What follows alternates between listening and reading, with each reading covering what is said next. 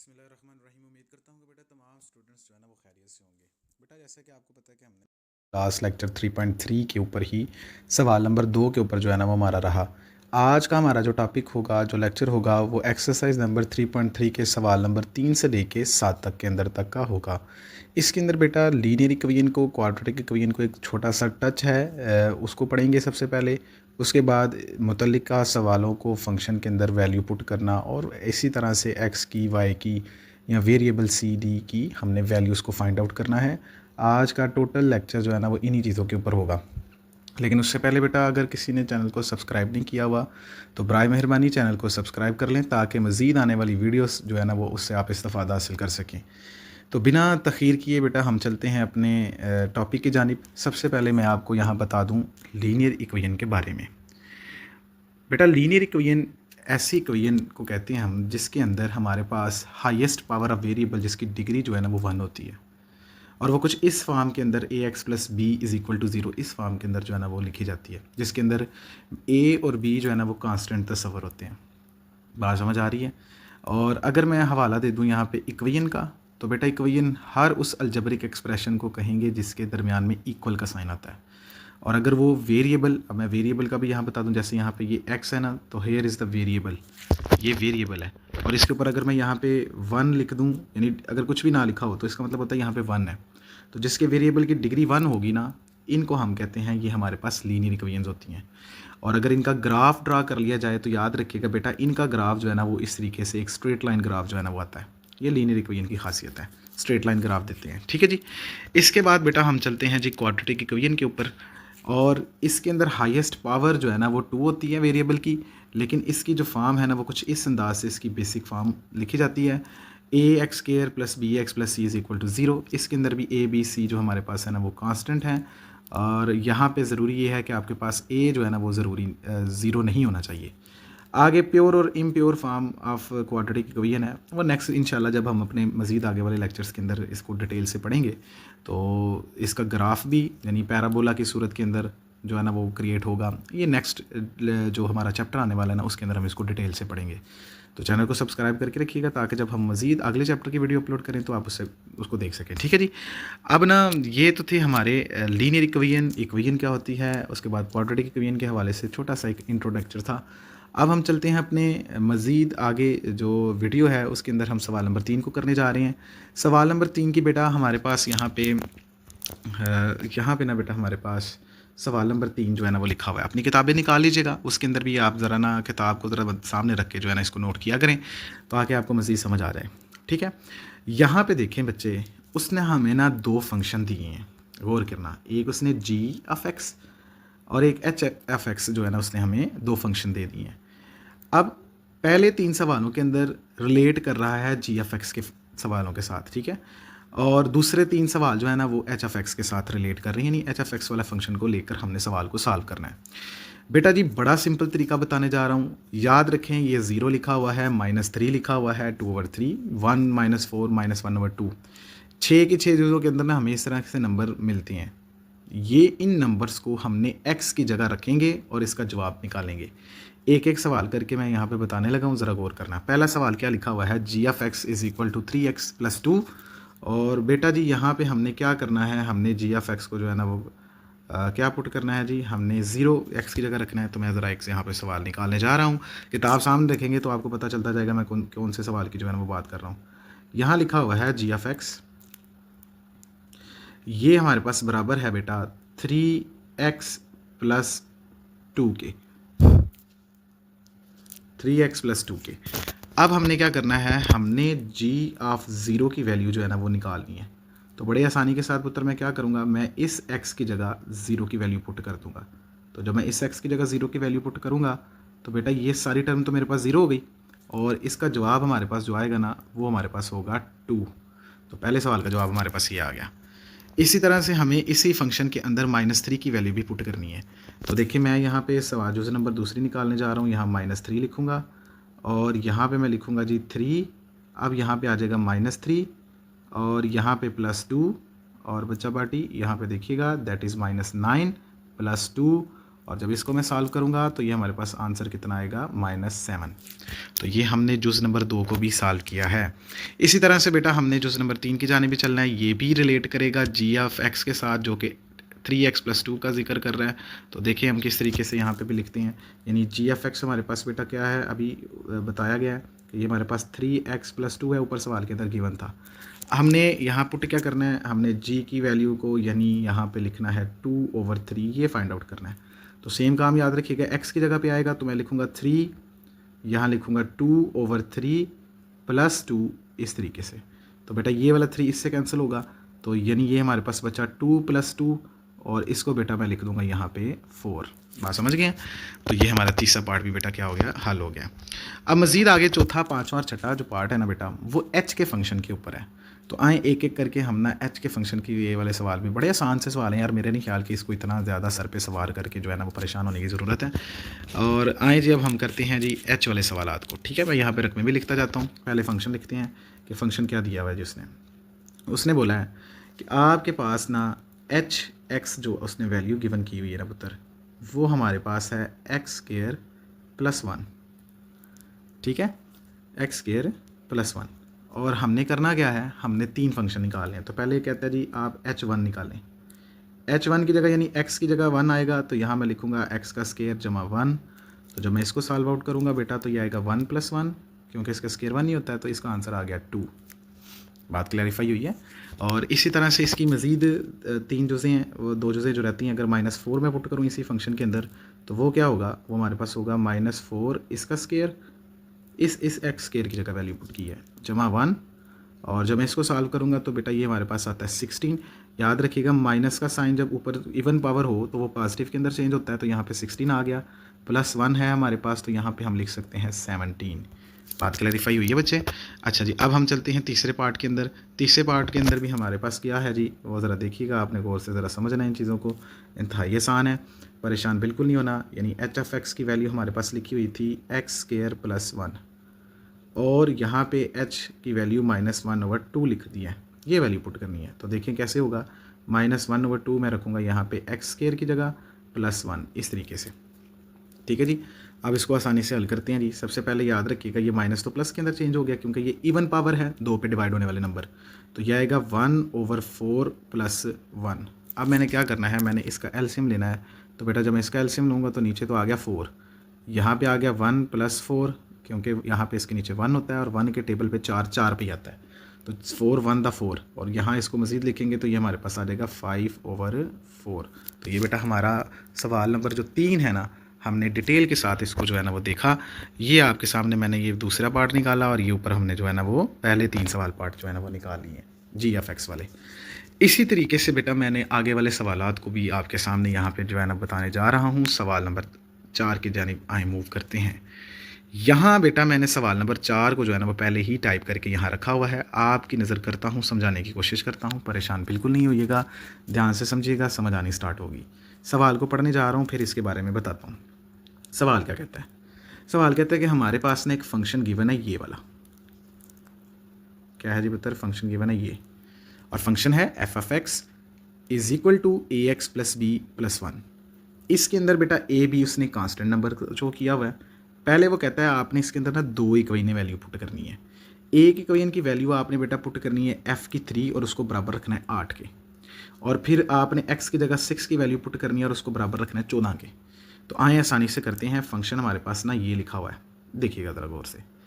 इसके जाने में यहाँ पे दरमियान में लाइन लगाई हुई है, यहाँ मैं f की 3 वाली वैल्यू पुट की, और यहाँ मैं f की 6 वाली वैल्यू पुट करूँगा। अच्छा जी, यहाँ f की 3 यहाँ पे जब मैंने वैल्यू पुट की ना पुत्र, तो x की जगह 3 आ गया +b, इस तरीके से ये आया, और ये 8 के बराबर है, ये किताब सवाल के अंदर गिवन है। फिर क्या हुआ जी, देखिएगा यहाँ पे 1 जो है ना वो पॉजिटिव था, दूसरी जानिब आएगा तो फिर क्या होगा, वो नेगेटिव हो गया। तो 8 में से 1 निकालेंगे तो बेटा 7 आ रहा है हमारे पास, और बाकी 3a + b जो है ना इसको कोई नंबर 1 का नाम दे दूंगा। सेम प्रोसेस मैंने इसके लिए भी करना है, 6 की वैल्यू पुट करूंगा, लेकिन यहाँ पे अब 6 जो है ना वो 14 की इक्वल है, तो यहाँ 14 में से माइनस करेंगे तो 13, तो मैंने इसको कोई नंबर 2 कह लिया। अब बेटा याद रखना मैं करने क्या जा रहा हूँ, यहाँ पे ना मैंने क्या किया, इक्वेशन 2 में से इक्वेशन बैलेंस होती है कोफिशिएंट के बराबर होने पे। अब कोफिशिएंट और वेरिएबल को भी ध्यान से समझिएगा। वेरिएबल का तो मैंने स्टार्ट में भी यहाँ जिक्र किया था।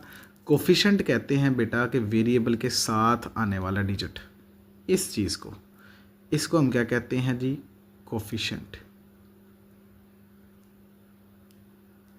इसको क्या कहते हैं जी, इसको कहते हैं वेरिएबल। और बेटा अगर ये कुछ ऐसा लिखा हो ए एक्स प्लस बी, जो वेरिएबल के अलावा आ रहा है हमारे पास, बेटा इसको बोलते हैं हम कांस्टेंट। बात क्लैरिफाई हो रही है। अब ना इक्वेशन बैलेंस होती है कोफिशेंट के ऊपर, बेसिस के ऊपर। अब देखिए कैसे, अब मैं आता हूँ यहाँ पे, ये जो मैंने ऊपर निकाला यहाँ देखिएगा। अब मेरे पास दो ऑप्शन थी। पहली ऑप्शन कि मैं क्या करूं जी, बी वाले को आपस में माइनस कर दूं। तो देखो यह मैंने इसके अंदर ये कि इक्वेशन 2 में से इक्वेशन 1 को निकाला, तो क्या हुआ, इक्वेशन 2 में से इक्वेशन 1 को निकाला तो 6a + b = 13 इक्वेशन 2 लिखी हुई है। अब मैं जब यहाँ पे माइनस कर रहूँगा ना, तो याद रखिएगा नीचे वाले साइन जो है ना वो चेंज हो जाएंगे। तो जो प्लस में था वो माइनस में चेंज हो गया, और जो प्लस में है वो भी किस में वो चेंज हो गया, माइनस के अंदर। और यहाँ प्लस वाला माइनस के अंदर, ठीक है, तीनों के अंदर साइन चेंज हो गए हैं। अब इसके अंदर क्या होगा पुत्र, देखिएगा इसके अंदर ये वाला पार्ट तो कैंसिल आउट हो गया, अलग अलग साइन थे। अब यहाँ पे मैंने क्या किया जी, 6 में से जब मैंने 3 माइनस किए ना, तो यहाँ पे मेरे पास बना 3a = यहाँ 13 में से 7 को मैं निकालूंगा तो बेटा ये हमारे पास 6 आता है। तो जब मैं यहाँ पे a = 6/2 करूँगा तो याद रखिएगा 6/3 करूँगा तो याद रखिएगा वो मेरे पास आंसर क्या दे देगा, 2 दे देगा। अब इसका एक और तरीक़ेकार भी मैं यहाँ पे बता देता हूँ कैसे आप इसको मज़ीद फाइंड आउट कर सकते हैं, ठीक है। ये भी मैंने निकाल के रखा हुआ है। देखें इसी वजह से ना मैं हर पॉसिबल सोल्यूशन जो है ना वो आपको बताता हूँ कि जो आपको आसान लगे वो आप उसको फॉलो अप कर लें। ए की वैल्यू इस तरीके से आ गई। अब आप इक्वेशन नंबर 1 के अंदर ए की वैल्यू पुट कर दें। देखिएगा इक्वेशन नंबर 1 मैं यहाँ पे लिखने लगा हूँ। इक्वेशन नंबर 1 हमारे पास क्या थी जी, इक्वेशन नंबर 1 हमारे पास है 3a + b = 7। और बेटा a की वैल्यू अभी हमने निकाली है और वो हमारे पास कितनी आ रही है, 2 आई हुई है। मैं इस a की जगह इस वैल्यू को पुट करता हूँ, 2 + b = 7। और यहाँ पे हमारे पास क्या होगा, 6 + b = 7। और b की वैल्यू यहाँ पे 7 - 6 करूँगा तो यहाँ पे b की वैल्यू क्या आ जाएगी, 1। तो यहाँ तो मेरे पास एक ये क्राइटेरिया था, इस तरीके से मैं इसकी वैल्यू निकाल सकता हूँ। या मैंने यहाँ पे भी इक्वेशन को यहाँ बैलेंस करने का बताया हुआ है। मैंने कहा ना कोफिशिएंट की बेसिस के ऊपर बैलेंस होता है। तो देखो इक्वेशन नंबर 2 का a बैलेंस करने के लिए ना 6 का होना ज़रूरी था। तो मैंने क्या किया, इक्वेशन नंबर 1 को जो है ना वो 2 से मल्टीपल करवाया हुआ है। तो उसके बाद ये बैलेंस हुआ है और उसके बाद भी b की वैल्यू 1 आई हुई है। तो आप बेशक ये वाला तरीक़ेकार कर लीजिएगा या इस तरह के पार्ट को जो है ना वो सॉल्व कर लेना, आपका जवाब सेम आएगा। आए बिना तखीर किए बेटा हम चलते हैं सवाल नंबर 5 की जानिब। सवाल नंबर 5 सेम उसी तर्ज का सवाल है। यहाँ पे मैंने सोल्यूशन लिखा है, ध्यान दीजिएगा। a और b की वैल्यू ही हमने फाइंड आउट करनी है। पहले -1 को = 0 रख के, फिर 2 की वैल्यू पुट करके इसको बराबर 10 रख के। अब ये वाला यहाँ तक पार्ट बच्चा निकाल लेता है आसानी से। इसके अंदर भी मैंने बेटा 2 राय रखी हैं, आप उन दोनों में से जिस मर्ज़ी तरीके को कर लीजिएगा। एक तो मैंने ऊपर वाले तरीके की तरह यहाँ निकाल के रखा हुआ है, एक क्या करेंगे अभी हम निकालते हैं इसको कैसे। एक तो हमारे पास a की वैल्यू a = 10/3 आ चुकी है। अब मैं क्या करूँगा, इसको इक्वेशन नंबर 1 के अंदर पुट कर लूँ। अच्छा, चाहे मैं इसको इक्वेशन नंबर 2 के अंदर भी वैल्यू पुट कर सकता हूँ। तो मैं यहाँ पे रखूँगा, मैं ज़रा लिखता हूँ इक्वेशन नंबर 1 वो क्या लिखी हुई है, -a + b = -5। -a + b = -5। और बेटा जो a की वैल्यू मेरे पास आई है वो 10/3 है। तो मैं यहाँ पे लिखूँगा -10/3 + b = -5। और इसको जो है ना हम देखें किस तरीके से सॉल्व करते हैं। b = -5 और यहाँ पे प्लस 10/3, ये प्लस हो गया ना, इधर माइनस है तो इधर आके प्लस हो जाएगा। और यहाँ पे जब मैं इसका एलसीएम लूँगा बेटा तो यहाँ पे 3 आ गया, -15 आएगा क्योंकि इसके नीचे 1 होता है, और यहाँ पे प्लस कितना है जी 10, ठीक है जी। और यहाँ पे हमारे पास 15 में से 10 जो है ना वो निकालेंगे तो -5/3 हमारे पास आ गया। तो सर देखें, आप चाहें तो इस तरीके को फॉलो अप कर सकते हैं जैसे ऊपर बताया, चाहे ये वाला तरीक़ेकार को फॉलो कर लें, ठीक है जी। और चैनल को सब्सक्राइब लाजमी कर लें जी। इसके बाद बेटा हम चलते हैं जी अपने सवाल नंबर 6 की जानिब। सेम तरह का सवाल है, कोई इसके अंदर कोई इतनी लॉजिकल चेंज नहीं आ रही, सिर्फ फ़र्क आ रहा है कि किसी में उसने डायरेक्ट ए बी पार्ट की निकाला, इसमें तो बिल्कुल ही आसान कर दिया, उसने एक ही पार्ट बोला हुआ है कि एक्स की वैल्यू निकाल के बता दें। तो बड़ा सिंपल है जी, जिस तरह हम ऊपर वाले सवाल कर रहे थे यहीं से शुरू करते हैं। एक तो मैंने निकाल के भी रखा हुआ है, तो मैं ज़रा बता भी देता हूँ कि देखो हमने क्या करना है, इसको सिंपली जो है ना वो 32 के इक्वल बराबर रख देना है, ठीक है। देखें, फंक्शन था बराबर किसके है, 32 के, इसको 32 के बराबर रखेंगे। 2 यहाँ पे पॉजिटिव है, इस तरफ आएगा तो क्या होगा, नेगेटिव हो जाएगा। और 32 में से 2 निकलेंगे तो 30, 5 डिवाइड होगा तो 6 आंसर। तो बड़े सिंपल, बड़ा आसान तरीके से मैंने जो है ना यहाँ पे देखें इसको सॉल्व आउट किया हुआ है। तो आगे बेटा हमारा लास्ट सवाल है, सवाल नंबर 7 की जानिब चलते हैं। बड़ा आसान है, यहाँ बस फंक्शन के अंदर जो वैल्यू का फ़र्क आएगा वो सी और डी निकालनी होंगी। cx² + d फंक्शन दिया हुआ है, दो वैल्यू रख के वैल्यू पुट करनी है। कभी 1 रखेंगे तो बराबर 6 के रखेंगे, -2 रखेंगे तो बराबर 10 के रखेंगे। तो देखिए मैंने यानी ये फंक्शन लिखा, यहाँ 1 की वैल्यू पुट की तो मेरे पास c + d = 6 आ गया। और जब मैं यहाँ पे -2 की वैल्यू रख रहा हूँ तो मेरे पास 4c + d = 10 है, यानी ये वाला हिस्सा 4 हो जाएगा तो 4c + 10 + d = 10। फिर वही काम करेंगे, देखें अब मैं इसको ये वाला काम आप करके c की वैल्यू निकाल देंगे। तो एक और तरीक़ेकार भी है, हम उसकी मदद से भी यहाँ करेंगे सवाल। यहाँ बेटा हमारे पास ना, मैं अब एक ये नंबर इसको वैल्यू पुट कर दूँगा, जिसमें मर्ज़ी आप कर सकते हैं। तो a1 के अंदर ही वैल्यू पुट कर दें। यहाँ लिखा हुआ है c + d = 6, c + d = 6। और बेटा जो हमारे पास यहाँ c की वैल्यू आई है वो 4/3 है, तो मैं यहाँ लिखूँगा 4/3 + d = 6। ये उस तरफ जाके माइनस होगा, d = 6 - 4/3। और जब मैं यहाँ पे वैल्यू पुट करूँगा, इसका एलसीएम लूँगा बेटा जी, तो देखें 3 यहाँ पे नीचे 1 है तो यहाँ पे ऊपर 18 आ गया, -4 आ गया। और जब इसको सॉल्व किया तो 14/3 मेरे पास जो है ना वो आंसर आ गया। तो देखें, एक तो आप इस तरीके से भी निकाल सकते हैं जैसे मैंने बताया है, या ये जो इसको बैलेंस करने का तरीक़ेकार है इसके भी आप फाइंड आउट कर सकते हैं। तो ये बेटा हमारा सवाल नंबर 3, 4, 5, 6 और 7 तक का प्रोसेस था। तो एक दफ़ा देख लेते हैं हमने यहाँ पे किस तरीके से इस इक्वेशन को सॉल्व किया है। देखिए हमारे पास 3 पार्ट था, तो एक सवाल मैंने इसका सॉल्व करवाया। इसके बाद इसकी जुज़ें ख़त्म हुई तो हमारे पास सवाल नंबर 4 आ गया। 4 को भी डिटेल से पढ़ा, 5 को भी डिटेल से पढ़ा, 6 को भी, 7 को भी। तो बड़ा आसान था बेटा जी। तो आज का लेक्चर हमारा 3.3 जो है ना वो एक्सरसाइज मुकम्मल होती है।